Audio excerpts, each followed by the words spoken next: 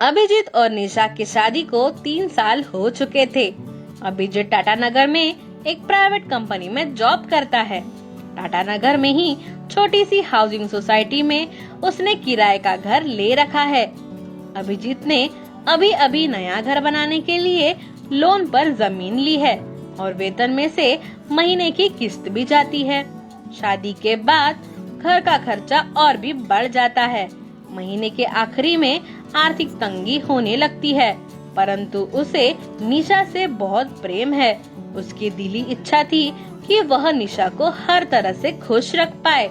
उसे उम्मीद होती है कि धीरे धीरे उसके हालात ठीक हो जाएंगे, परंतु निशा को अभिजीत की इस परिस्थिति से कोई आपत्ति नहीं थी।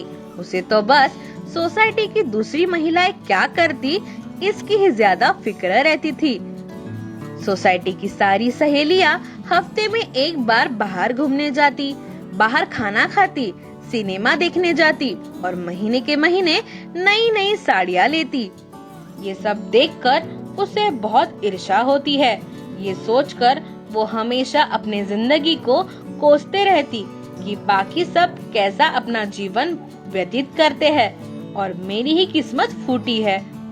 इस वजह से निशा अभिजीत से हमेशा लड़ती झगड़ती। ऐसे ही दिन गुजरते गए और ऐसे ही एक दिन सोसाइटी की मिसेस गुप्ता निशा के घर पर आई। अरे मिसेस गुप्ता, आइए आइए, आज कैसे फुर्सत मिल गई? आओ बैठो, बोलो क्या लोगी? अरे नहीं निशा, बहुत जल्दी में हूँ और लोगों को भी निमंत्रण देना है। अच्छा निशा, मैं तुम दोनों को निमंत्रित करने आई हूँ। अगले महीने के 25 तारीख को हमारी शादी की सालगिरह है और तुम्हें जरूर आना है। और हाँ, ये प्रोग्राम यहीं पर है, अपने सोसाइटी के गार्डन में। अरे वाह, ये तो बहुत अच्छी बात है, हम जरूर आएंगे। निशा को निमंत्रण देकर मिसेस गुप्ता वहाँ से चली जाती है और अब निशा के सामने बड़ी दुविधा उपस्थित हो जाती है।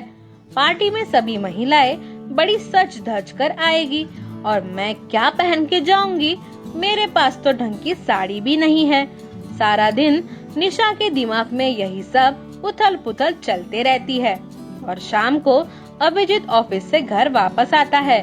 रात का खाना निपटाने के बाद निशा अभिजीत से कहती है, अजी सुनते हो, आज मिसेस गुप्ता आई थी निमंत्रण देने। उनकी शादी की सालगिरह के उपलक्ष्य में उन्होंने पार्टी रखी है और 25 तारीख को पार्टी अपनी सोसाइटी के गार्डन में ही है। हम दोनों को अवश्य आने के लिए कहा है। निशा देखो, तुम चली जाना। 22 तारीख को मुझे ऑफिस के काम से जरा बाहर जाना है। आपका तो बस काम से पीछा ही नहीं छूटता। एक दिन बाद चले जाओगे तो क्या हो जाएगा? निशा, बात को समझो, बहुत जरूरी है, इसलिए बॉस मुझे भेज रहे हैं। ठीक है, जाओ आप। कब मेरी कोई इच्छा पूरी करते हो? सोसाइटी की औरतों को देखा है कभी? कैसी रहती है? हर महीने नई साड़ी लेती है, बढ़िया घूमने जाती है, बाहर खाना खाती है, सिनेमा भी देखने जाती है। और हमें देखो, हम कैसे जिंदगी जी रहे हैं। मेरे पास तो पार्टी में पहनने के लिए ढंग की साड़ी भी नहीं है, ना ही कोई खास ज्वेलरी। निशा, हमारी परिस्थिति उनसे बहुत अलग है। वेतन में से महीने की किस्त भी कटती है, तो कहाँ से हो पाएगा वो सब? देखो जी, आपको नहीं आना है तो ठीक है, मैं तो जाऊंगी और मुझे साड़ी और ज्वेलरी के लिए पैसे चाहिए, कह देती हूँ। ठीक है, दे दूंगा। अब लड़ना बंद करो। अभी महीना पूरे होने में वक्त होता है और अभिजीत के पास पैसे नहीं होते, परंतु वो कहीं से इंतजाम करके निशा को 7,000 रुपए दे देता है। साड़ी और ज्वेलरी के पैसे मिलने पर निशा बहुत खुश हो जाती है और दूसरे ही दिन शॉपिंग करने का पूरा प्लान बना लेती है। सबसे पहले साड़ी के दुकान जाकर 4,000 की एक बढ़िया सी पिंक कलर की साड़ी खरीदती है और खुद पे गर्व महसूस करती है कि इतनी महंगी साड़ी उसे इतने सस्ते दामों में खरीद ली। उसी के साथ matching jewellery, purse, nail polish भी खरीदती है। मन ही मन सोचने लगती है, इतनी अच्छी शॉपिंग की है कि मैं तो पार्टी में छा जाऊंगी। मेरे जैसी साड़ी और मैचिंग ज्वेलरी शायद ही कोई पहन के आएगी। सोसाइटी की दूसरी महिलाएं तो बस मुझे देखती रह जाएगी। और वो दिन आ जाता है जिसके लिए निशा ने इतनी तैयारी की थी। सुबह से ही निशा बहुत प्रफुल्लित रहती है। पास वाली ब्यूटी पार्लर वाली को भी घर पर बुला लेती है और पार्टी के तय समय पर तैयार हो जाती है। वहाँ आई ब्यूटी पार्लर वाली महिला भी उसकी साड़ी की काफी तारीफ करती है। उसकी बातें सुनकर निशा और अस्वस्थ हो जाती है। निशा सज धज कर सोसाइटी के गार्डन की ओर निकल पड़ती है। गार्डन बहुत अच्छी सजावट होती है और निशा अंदर प्रवेश करती है। बहुत उत्साहित होकर स्टेज पर जाती है। मिसेस गुप्ता और मिस्टर गुप्ता को ढेर सारी बधाइयाँ देकर स्टेज के नीचे उतर आती है।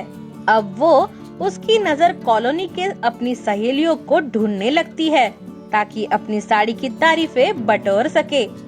और कुछ ही देर में निशा की तलाश खत्म हो जाती है और वो सीधे अपने सहेलियों के पास पहुंच जाती है।